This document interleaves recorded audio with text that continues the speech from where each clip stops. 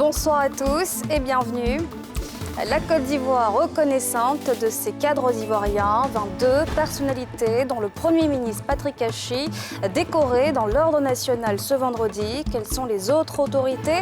Quelles distinctions ont-ils reçues? Les réponses à suivre dans ce journal. À la veille de son élévation, Patrick Hachi a échangé avec les acteurs de l'ANACAD, un discours franc sur l'organisation de la filière et l'appui aux transformateurs.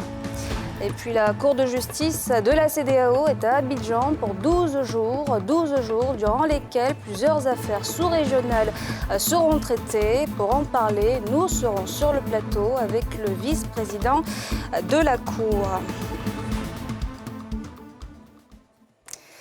Pour leur service rendu à la nation, 22 personnalités politiques ivoiriennes ont été élevées dans l'Ordre national, une cérémonie présidée par la grande chancelière ce vendredi. Les précisions sur les récipiendaires, sur les distinctions qu'ils ont reçues, mais aussi leur réaction dans ce reportage de Jean-Michel Quadio et Mathurin Badé.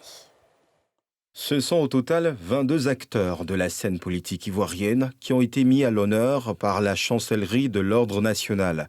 Parmi eux, 6 personnalités élevées dans la dignité de grands officiers de l'Ordre national, 9 commandeurs dans l'Ordre national, 5 grades d'officiers de l'Ordre national et 2 récipiendaires au rang de chevaliers de l'Ordre national.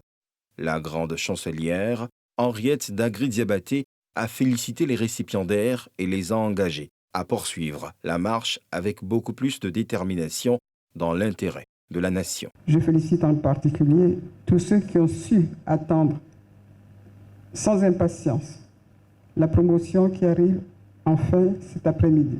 La marche n'est pas pour autant terminée. Je vous engage à entreprendre et à réussir les prochaines étapes.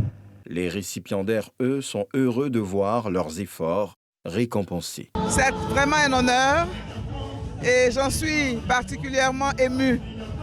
Je voudrais tout simplement rendre hommage au président de la République et lui adresser ma profonde gratitude. Il a plu au président de la République de me distinguer aujourd'hui. Je ne peux être que heureux, fier.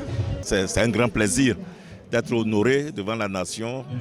Et mes premiers mots, c'est dire merci au président de la République. Nous nous engagerons toujours à faire mieux. Je reçois cela comme un grand honneur que le président de la République, son Excellence M. Alassane Ouattara, nous fait. Le sentiment qui m'anime, c'est le sentiment de joie, le sentiment de fierté. Les ordres du mérite sont destinés à récompenser les personnes physiques ou morales qui se sont distinguées dans un domaine spécifique de l'activité nationale, dans l'exercice de leurs fonctions publiques ou privées. Les rencontres entre le Premier ministre et les opérateurs du secteur privé se poursuivent. Hier jeudi, les acteurs de l'anneau de cajou ont échangé avec Patrick Hachi. Il a été largement question de l'organisation de la filière et d'appui aux transformateurs, comme nous le montrent Pierre Dipomélin et Fulgence Kissiedou. Au moins une fois par semaine, le Premier ministre, Patrick Hachi, partage un repas avec une frange professionnelle du secteur privé dans le cadre de ses rencontres avec les champions nationaux. Ce jeudi, c'est au tour des acteurs de l'ANACAD qui, pour la plupart, des transformateurs qui sont reçus par le chef du gouvernement. Les discussions ont été dominées par l'organisation du secteur qui compte à peine une quarantaine d'unités de transformation. Nous avons échangé franchement avec M. le Premier ministre. Nous avons parcouru de long en large tous les aspects. Nous avons fait l'état des lieux et nous nous sommes compris. Nous nous sommes parlé franchement et nous avons vu la ferme volonté de l'État de Côte d'Ivoire à travers le Premier ministre qui s'engage auprès des acteurs. Le problème en fait du métier se résume en 3 gros points. Le premier problème en fait c'est un problème structurel. Deuxièmement, il y a un problème en fait d'environnement économique. Et troisièmement, il y a un problème en fait, d'expertise et qui est lié même en fait, au fait que c'est un métier qui n'est pas en fait, très mûr encore dans le pays, qui n'est pas mature. Il faut qu'en fait la filière soit organisée, structurée.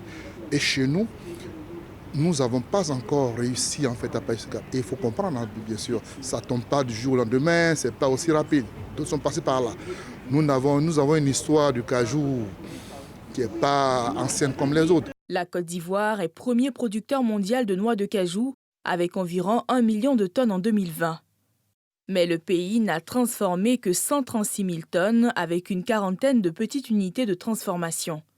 Ambitionnant de transformer au moins la moitié de sa production d'ici 2025, le pays accorde une subvention au secteur à hauteur de 16 milliards de francs CFA et une usine-école à Yamoussoukro permettant aux jeunes de se former au métier de l'anacarde.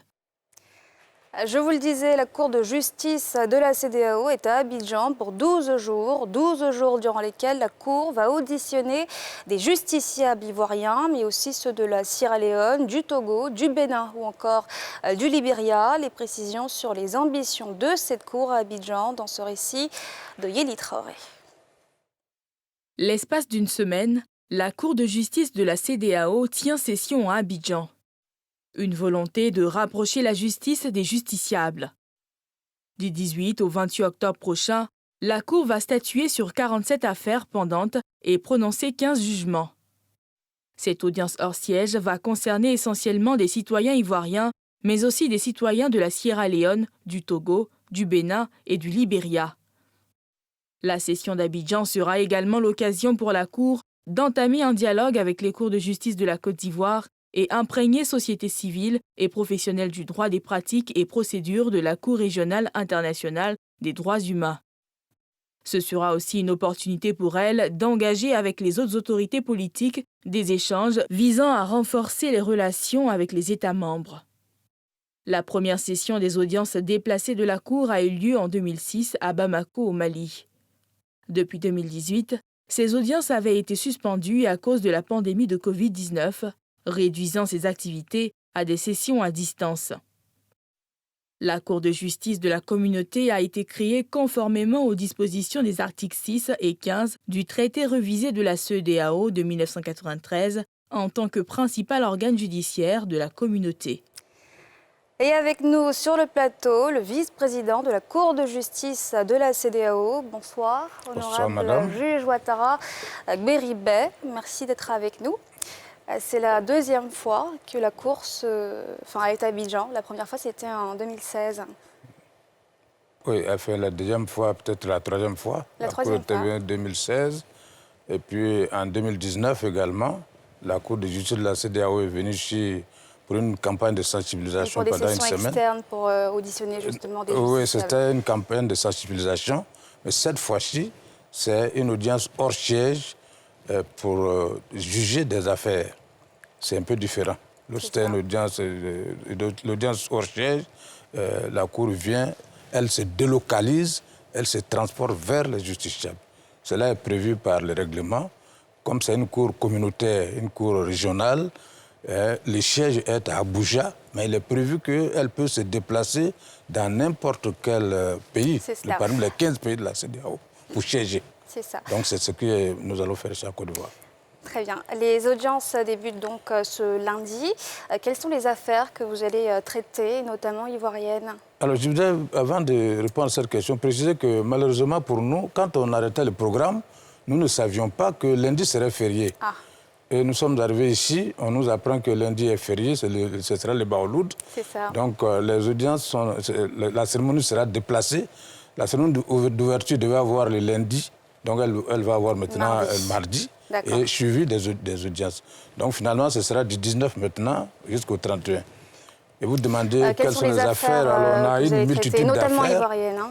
Oui, les affaires ivoiriennes, celle qui est prête, il y a une seule affaire qui est prête, la décision sera rendue. C'est laquelle? Diawara Oumar. Une affaire Diawara Oumar contre l'État de Côte d'Ivoire. La décision sera rendue. Mais les autres affaires, ce sera des mises en état. Parce qu'il y a une quarantaine d'affaires, mais environ, c'est une dizaine de jugements, d'arrêts qui seront rendus par la Cour. Est-ce qu'aujourd'hui, vous êtes sollicité par des personnalités politiques ivoiriennes ou des partis politiques pour des questions de violation des droits de l'homme? Bon, en ce moment précis, il n'y a pas de dossier concernant d'autorités politiques ou bien des partis politiques. Mais un peu avant cela, il y en a eu. au moment où il y avait les problèmes de l'ex-président Laurent Gbagbo, ces affaires ont été jugées là-bas, mais ça c'était avant nous. Nous avons vu les traces, nous avons lu les arrêts, nous avons lu les décisions. Mais présentement, il n'y en a pas. Par contre, cette affaire concerne Diawara Oumar, c'est une affaire de violation des droits de l'homme, donc ça concerne un particulier contre l'État. Très bien. Et décision qui sera rendue... La décision sera rendue pendant cette session-là, session hors siège. Qu'est-ce qui vous différencie de la Cour africaine des droits de l'homme et des peuples, mis à part l'aspect régional? Alors, ce qui nous différencie fondamentalement de la Cour africaine des droits de l'homme et des peuples, qui est en Tanzanie, au Rwanda, et en Tanzanie, oui, à Arusha, la capitale de la Tanzanie. Nous sommes une cour qui était initialement interétatique, chargée de l'interprétation du traité fondateur de la CEDEAO et des différents instruments que la CEDEAO s'est donnés. Et nous ne connaissons pas les principes de l'épuisement des voies de recours avant de nous saisir. Alors que la Cour des droits de l'homme et des peuples de Tanzanie, il faut nécessairement épuiser les voies de recours avant de pouvoir la saisir. Et qui peut saisir justement votre cour? Notre cour, initialement, c'était les États. Et puis en 2005, il y a le protocole de 2005 qui a amendé le protocole de 91, qui prévoit maintenant que aussi bien un particulier, personne physique comme vous et moi, peut saisir la Cour. Les ONG aussi peuvent saisir la Cour. Une personne morale peut saisir la Cour. Donc, en plus maintenant des États, les institutions de la CEDEAO peuvent aussi saisir la Cour. Beaucoup d'Africains ont du mal à faire confiance aux juridictions de leur pays, mais aussi aux juridictions africaines comme la CJC, parce qu'ils estiment ou ils ont le sentiment que vous êtes au service des dirigeants ou que vous avez des difficultés à faire appliquer vos arrêts. Qu'avez-vous à répondre à ces personnes? Je voudrais dire à ces personnes qu'elles ont tort et qu'elles se méprennent gravement sur la justice de leur État d'abord, et puis ensuite sur la justice internationale. Concernant la course de la CEDEAO, lorsque vous regardez comment les magistrats sont recrutés et ce qu'on demande d'eux, les critères qu'on impose avant d'être recrutés, vous ne pouvez même pas imaginer ce genre de propos. Il est prévu que les magistrats doivent être des personnes de haute valeur morale ayant les qualifications requises pour occuper les plus hautes fonctions juridictionnelles dans leur pays. Le message est bien passé. Merci, honorable juge Ouattara Gberi Bey. Je rappelle que vous êtes le vice-président de la Cour de justice de la CEDEAO. Qu'est-ce qu'on peut vous souhaiter pour le bon déroulement de cette session à Abidjan? Alors, que les gens viennent regarder au moins comment la Cour fonctionne. La Cour tient des audiences à la fois virtuelles et présentielles. Donc vous allez voir qu'on va permettre aux avocats des autres pays de se connecter directement et de suivre nos audiences à partir de chez eux. Mais je voulais rectifier rapidement, la Cour a été prévue dans les traités fondateurs de la CEDEAO 75, mais elle a été réellement créée en 1991 par le protocole de 91. Et elle n'a été opérationnelle. On vous invitera à nouveau. Tout à fait, elle n'a été opérationnelle qu'en 2001. Où les premiers juges ont été nommés et sont entrés en fonction. Donc la session d'Abidjan, c'est la session hors siège.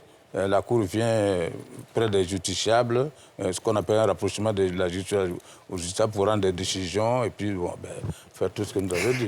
C'est cela. Voilà. Merci beaucoup, honorable Ouattara Gberi Bey. Merci beaucoup. Et je vais souhaiter une excellente soirée à tous les Ivoiriens ce soir. Merci. Bonne soirée à tous.